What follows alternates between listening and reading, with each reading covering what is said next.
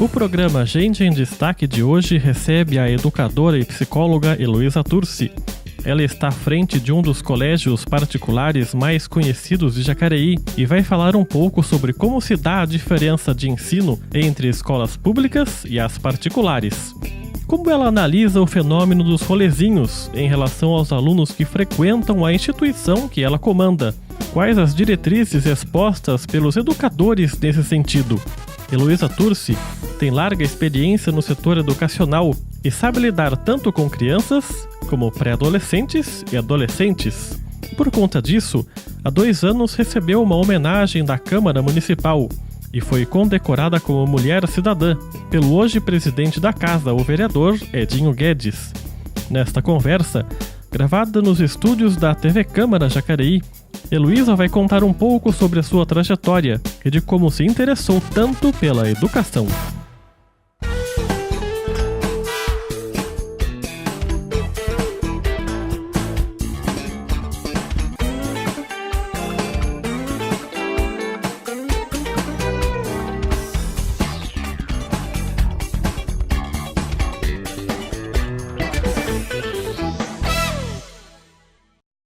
Bom, Heloísa, obrigado pela sua presença aqui no nosso programa. A senhora que já é uma veterana em lidar com escola particular, né? Começou a escola Pequeno Príncipe. Como é que a senhora viu recentemente como é que a senhora avaliou essa onda dos rolezinhos, dos jovens que iam para os shoppings porque não tinha outra alternativa, muitos deles de escola pública? Como é que a senhora analisou esse fato? Olha, eu fico assim muito preocupada com essas e outras manifestações que hoje nós vemos dos jovens, né? Que eu acho que elas estão sendo assim bastante inadequadas, na verdade. Apesar de a gente ver manifestações assim favoráveis, eu acho que hoje o jovem fica com muito tempo ocioso, né? E isso leva a muitas manifestações. Eu acho assim, existe aquele lado, nós queremos um espaço, nós queremos, né, para nos manifestarmos e estarmos presentes aí na sociedade, mas eu acho esse espaço existe, mas não é preciso unir a esse espaço a destruição, o roubo, né? Então eu acho que assim, junto a isso ficam muitas coisas negativas. Então, ao mesmo tempo que a gente vê, né, você vê assim, o lojista que está dentro daquele shopping, né, como que fica a situação dele, ele tem que pagar os seus empregados, ele tem que vender o seu produto. Então, a gente tem que pensar nos dois lados. Eu acho que a sociedade tem que ponderar isso. E eu fico muito preocupada como o nosso jovem hoje se manifesta, sabe, com uma onipotência muito grande. E eu acho que falta mesmo a base da educação, né? Se nós tivéssemos escolas que estivessem dando a esse jovem uma proposta educacional real, onde ele pudesse estar ali presente, ele tivesse na escola, né, tendo esse espaço que ele precisa para manifestação artística, né, para outras manifestações culturais, que ele tivesse esse espaço para estar conversando, para estar se comunicando com o seu próprio grupo, ele não precisava invadir shoppings e outras instituições privadas, porque eu acho que até quando as pessoas se colocam a favor, se elas pensarem assim, e o meu espaço, será que eu gostaria que fosse invadido dessa forma, né? Então eu acho que é muito preocupante quando as pessoas precisam invadir o privado, né, para se dizer, né, se manifestar para aparecer na sociedade, sendo que o público deveria dar esse espaço, né? Então eu fico bastante preocupada, especialmente aqui na nossa cidade, né, quando a gente passa, eu vejo na rua assim, muitos jovens menores de idade com bebida na mão, sabe, me preocupa muito, sabe, me entristece, inclusive, de ver essa situação. É claro que a gente tira aquela parte da violência, né, que a depredação de lojas e tal, mas essa, entre aspas, essa invasão desses jovens ao shopping, por exemplo, não seria por conta de uma falta de um lazer, por exemplo, ou até por conta da má qualidade das escolas públicas de hoje? Ou a senhora atribui isso a um outro motivo? Olha, eu acho que tem a ver com a má qualidade da escola, não resta dúvida, né? A má qualidade da escola, a má qualidade da família, né? E eu acho que assim, porque na verdade essa ociosidade hoje que o nosso jovem fica impregnado dela, né? O nosso jovem hoje, ele na verdade ele busca muito bônus e, né, e pouco ônus, né? Na verdade, se tem muitos benefícios, ele se acha voltar, queremos isso, queremos aquilo, mas não queremos estudar, não queremos nos dedicar, né? Veja como eles se comportam numa sala de aula, veja como eles se comportam no momento de estudar, né? Então isso realmente é preocupante, né? Eu acho que falta mesmo, eu me preocupo tanto, apesar de trabalhar com a escola particular, é uma preocupação que a gente tem, e como cidadão, né? E também dentro da escola que trabalhamos, de estar sempre dando essa base. Eu acho assim que precisa toda a escola ter essa base lá com os pequenininhos.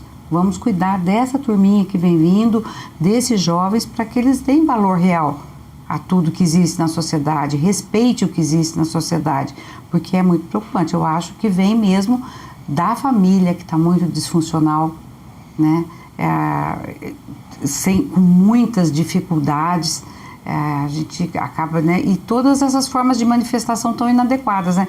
Eu acabei agora de sair da minha casa, assim, com tristeza ouvindo, né? Que o repórter lá, Santiago, acabou, né, de ter morte cerebral e tal. Eu falei, puxa, que tristeza, né? Que as manifestações acabam acontecendo dessa forma no nosso país. Então, por isso que eu as acho preocupante.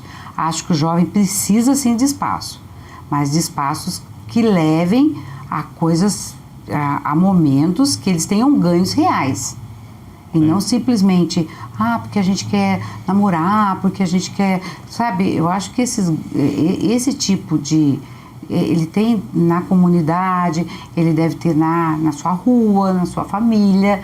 Me preocupa bastante isso, sabe? E como é que a senhora trabalha esse tipo de fato na escola que a senhora dirige? Com os outros alunos? Às vezes até algum tipo de preconceito dos alunos da escola particular com os alunos da escola pública. Como é que a senhora trabalha nesse sentido com eles? Olha, nós, assim, eu não vejo, assim, um grande preconceito, assim, dos alunos. Normalmente, quando nós conversamos, até, por exemplo, nós temos alguns eventos na escola, e, por exemplo, eventos esportivos, né, que nós fazemos e convidamos as escolas públicas para participarem, e não temos nenhuma dificuldade. Temos escolas públicas super parceiras, né, que fazem um trabalho bacana e assim, discutimos sim, os assuntos são discutidos, né? Então você percebe que o radicalismo de alguns é que se torna problemático, né? Então sempre a posição radical, seja de um lado ou do outro, aí é que o preconceito vai aparecer, né? Então é nessa hora que o professor, o educador, nós temos que agir com bom senso, como mediador, né? Porque qualquer posição, seja religiosa, seja política, se você se coloca dentro de uma posição radical, eu só olho esse lado, eu só tenho, né, só vejo o meu lado, a minha condição e tal, aí vira um grande problema, aí vira briga, o outro se torna inimigo. Mas se você mostra os dois lados, não, olha, o jovem está fazendo isso, talvez você não esteja olhando porque você talvez tenha uma condição diferente e você trabalha de uma forma diferente com eles. Então, tudo, o tempo todo nós tentamos trabalhar nesse ponto de equilíbrio, né? Mostrando que o radicalismo, essa posição radical em qualquer situação vai ser bem negativa para todos, né? São sempre essas posições, esses radicalismos que levam às guerras, que levam a todas as situações problemáticas no mundo. Então eu percebo bastante isso e lógico, nós temos jovens que se posicionam de forma radical, sim, né? E que é o que nós tentamos trabalhar bastante. E tanto de um lado quanto do outro. E nos momentos que eles, tanto de um lado, né, o jovem da escola pública também, quando vai lá, e nós temos vários professores que dão aula em escola pública e na particular. E muitas vezes eles levam alunos que fazem um trabalho bacana na escola pública. Por exemplo, nós temos uma professora que ela trabalha e ela tem um grupo de alunos que cantam, é uma professora de inglês, faz um trabalho muito bacana, e ela leva na nossa escola. Os nossos alunos admiram demais aqueles alunos e ficam amigos, ficam parceiros, formam grupos juntos. Então são situações, e eu acho que dessa forma os educadores poderiam desmistificar essa situação toda, né? Quando você une de uma forma positiva, né? Então nós temos, assim, muitas vezes na Copa CEP, né, nós temos escola, por exemplo, o Hermínia é uma escola que joga sempre com a gente, então um timaço de handball, né? Então é muito bacana de ver a torcida, né? A gente torce pra caramba pra eles, então é muito bacana. Eu acho que se pode unir, sim, desde que evite o radicalismo. Porque essas diferenças até de classe social mesmo, né, às vezes pode até abalar um pouco o comportamento do jovem que estuda, por exemplo, numa escola particular em relação ao outro que estuda numa escola pública, né? Como é que se lida com esse tipo de situação e como é que reagem, por exemplo, os alunos da sua escola? Nesse sentido mesmo, de comparação, fazer essas comparações. Olha, às vezes, né, eles ficam, né, no início, às vezes o preconceito vem muito mais dos pais. Ou até medo, né? Sabe, mas vocês vão receber tais alunos, né, e tal, uma preocupação muito maior. Não, pode ficar tranquilo, não tem problema, eles vêm com os seus professores, ou os nossos alunos vão para uma outra escola e nunca temos problema.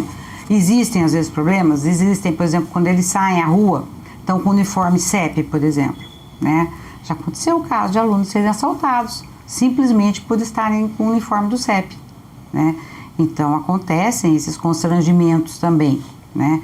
Então, às vezes, eles têm que sair na rua, e vão ter que vestir uma outra camiseta por cima, né? Então, essas situações, mas é que eu digo, esses são os extremos, né?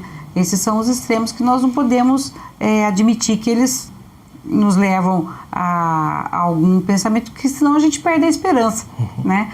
E vai formar grupos aí totalmente antagônicos, né? Assim como nós temos dentro da escola alunos que têm dificuldades, problemas, dificuldades de relacionamento, a escola pública tem talvez num número maior pela falta ali de condições mesmo, né? Mas eu acredito, se nós tivéssemos um país mais voltado para a educação, né, com investimento muito maior na educação, eu acredito, quer dizer, eu acho que o investimento todo, a mudança toda de um país tem que começar na educação, né? A cultura de um povo, não adianta nada mudar, a gente tentar pensar, nós vamos deixar uma classe média, vamos aumentar o tamanho da classe média no Brasil, mas se a cultura não mudou, sabe? Se as pessoas continuam jogando lixo no chão, se as pessoas continuam usando as vagas de cadeirantes, as pessoas não mudaram. Não tem a educação. Não tem educação de base, sabe? Então, isso em qualquer instância, seja qualquer, não digo isso o aluno da escola particular, da escola pública, isso é uma coisa cultural mesmo, né? E a gente realmente, se nós não formarmos essa mudança, o país modifica, sabe? A lei de Gerson ainda, né? Aquela coisa do espertinho aqui no nosso país, infelizmente, funciona muito. Aquele aluno ainda que quer colar, aquele aluno sabe colar para quem, por quê, né? Então, aquele pai que ainda quer entrar com recurso, aquele pai que quer que o filho passe de qualquer forma, são situações assim, né? E, infelizmente, as nossas leis favorecem muito isso. Sempre dá essas brechas aí. Nossas leis, elas dão brecha em todos os sentidos para as pessoas que não querem levar muito a sério os seus propósitos, né? Então, a gente fica bastante, você percebe que é bastante difícil para a escola hoje dizer para o aluno assim, olha, você tem que estudar, tem que ser sério para que você consiga ter sucesso e tudo mais. É difícil, sabe? Porque ele vê muitos exemplos contrários. Mas é possível desde que a gente se torne o próprio exemplo, né? Cada um faça esse esforço grande aí. Mas eu vejo, assim, dentro da minha vida aí, né? Aí já tenho aqui em Jacareí 36 anos trabalhando na educação, eu tenho colhido, assim, frutos muito bons nesse trabalho, sabe? Pessoas dedicadas ao trabalho, alunos que já são adultos, profissionais dedicados ao trabalho, à comunidade, que acreditam, né, nesse trabalho público. Então, eu acho que tem sido muito bom.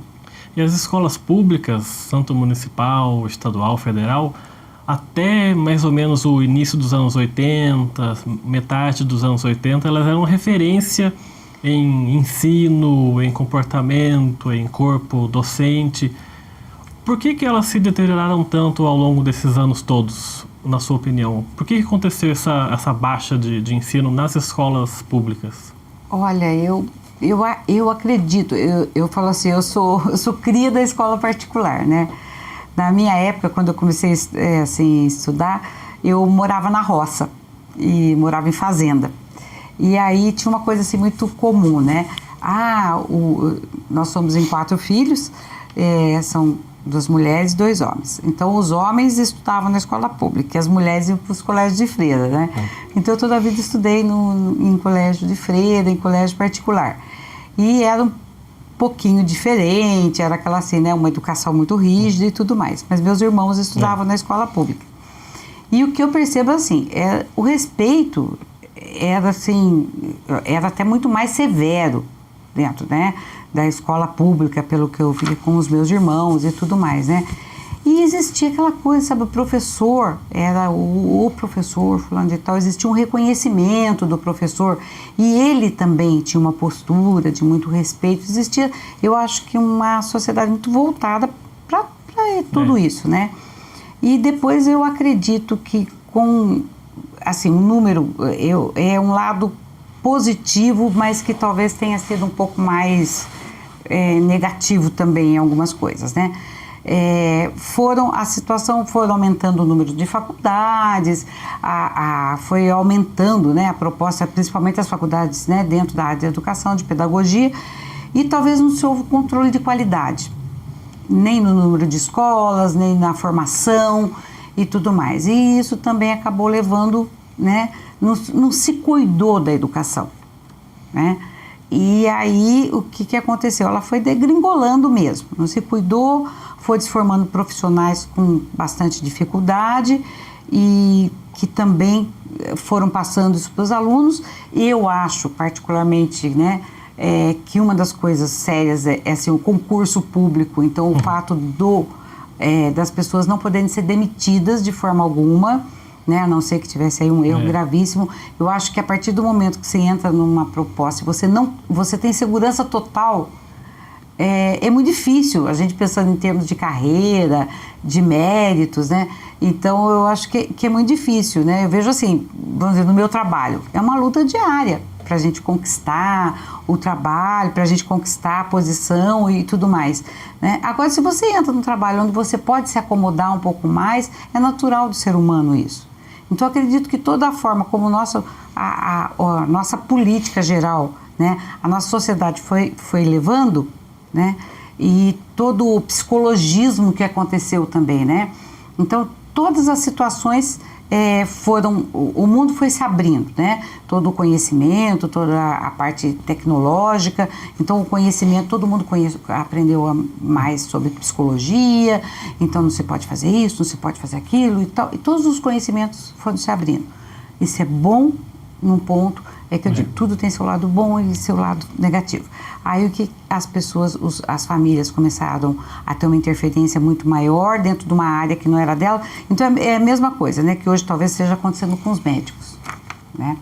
Eu digo, me preocupa também isso, porque de repente vai assim proliferar o número de faculdades de medicina e nós vamos ter talvez cada vez mais médicos com uma qualidade aí, né, preocupante. Então são poucos, né? Então, sabe, são situações assim que não adianta, de repente, a gente proliferar lá no nível superior, se a qualidade é baixa. Sabe? Então, eu acho que... E na escola pública, eu acho que foi uma somatória de fatores, né? Porque antes existia a formação do magistério, que era uma formação muito bacana, que era muito sólida, né? O magistério, assim, quando a gente fazia o magistério, a gente tinha uma formação muito completa no magistério, né? Eu me lembro, eu estudava na escola particular E depois o magistério só tinha na escola pública. E meu sonho era ser professora de qualquer forma. E aí, quando eu fui para prestar o vestibulinho para fazer o magistério, o meu professor de química da escola particular era o diretor da escola pública. Quando ele me viu lá fazendo o vestibulinho, ele falou: Turci, o que você está fazendo aqui? Eu falei: ai, professor Wilson, eu quero ser professora. Imagina, menina, você pode ser médica, você pode ser engenheira, você pode ser dentista, qualquer coisa assim, porque na época eram as profissões, né? Não tinha falei: tanto. Não, mas eu quero ser professora. E ele me chamou a atenção, né? Aí eu ia para a escola que ele era diretor, né? Porque naquela época o magistério estava já em baixa, na época que eu entrei no magistério. Eu lembro, a minha sala tinha 24 alunas. Mas isso fim dos anos 70, mais ou menos? Eu terminei o magistério, que 76. Então era uma época que assim, já final, então já o pessoal já não queria fazer magistério. Já todo mundo que tinha mais juízo já ia para outras carreiras, né?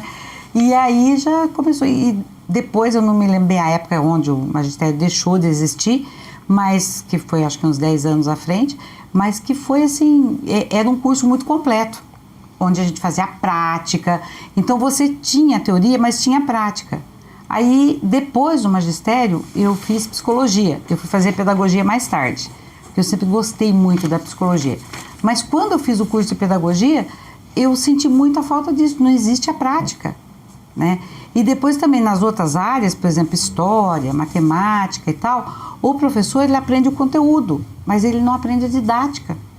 Como dar aula, como é um aluno de 10, de 11... Psicologia, né? Usar psicologia com os alunos. Como é o desenvolvimento desse aluno. E aí, sabe, se trata um aluno de 10 como se ele tivesse 15, né? E as mudanças são muito grandes, a forma de aprender é muito diferente, né? Alguém que tem 11 se aprende muito diferente de alguém que tem 15, né? Então, eu acho que essa estrutura, eu acho que ela foi desmoronando muito em função de tudo isso, sabe, dessa própria... Mas eu acho que eu acredito que até hoje o problema maior é porque não se investe nas bases. Um dos problemas também não seria a desvalorização do professor com o salário baixo, daí o professor já vai para a sala de aula desmotivado e aí para ele tanto faz se dá aula ou não dá aula, porque o salário dele já é baixo, então para ele não se importa tanto. Isso também não piorou a escola pública? Olha, e esses professores têm um trabalho maravilhoso, sabe? Você pega um professor da educação infantil, esse professor, assim, impressionante, não tem diferença nenhuma, seja na escola particular, na escola pública. Eles são, assim, de uma dedicação ímpar.